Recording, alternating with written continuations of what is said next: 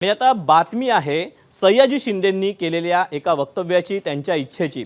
दोन्ही राष्ट्रवादींनी महाराष्ट्राच्या भल्यासाठी एकत्र यावं असं वक्तव्य जे केलेलं आहे ते राष्ट्रवादीचे नेते आणि अभिनेते सयाजी शिंदे यांनी।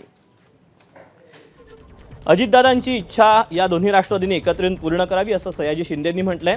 दोन्ही राष्ट्रवादींनी एकत्र यावं अशी चर्चा झाली होती असं देखील सयाजी शिंदेंनी दावा करत म्हटलंय। ताकद वाढवायची असेल तर दोघांनी एकत्र येण्याची गरजही शिंदेंनी बोलून दाखवली।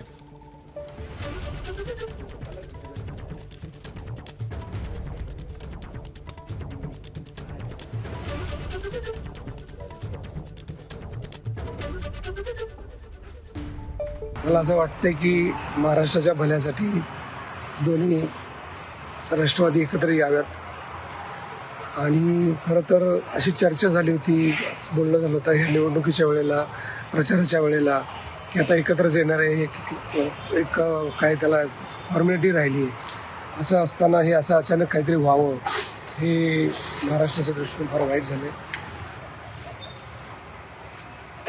दादांचा जो उमदा डिसिजन घेण्याचा जो स्वभाव होता तो स्वभाव यावा परत महाराष्ट्राच्या भल्यासाठी, त्या दृष्टीने त्यांचं त्या अर्थानं त्यांचं स्वप्न पूर्ण व्हावं आणि ताकद वाढायची असेल तर दोन्ही राष्ट्रवादींनी एकत्र यावं या निमित्तानं मला असं सांगायचं वाटतं। एबीपी माझा, उघडा डोळे बघा नीट।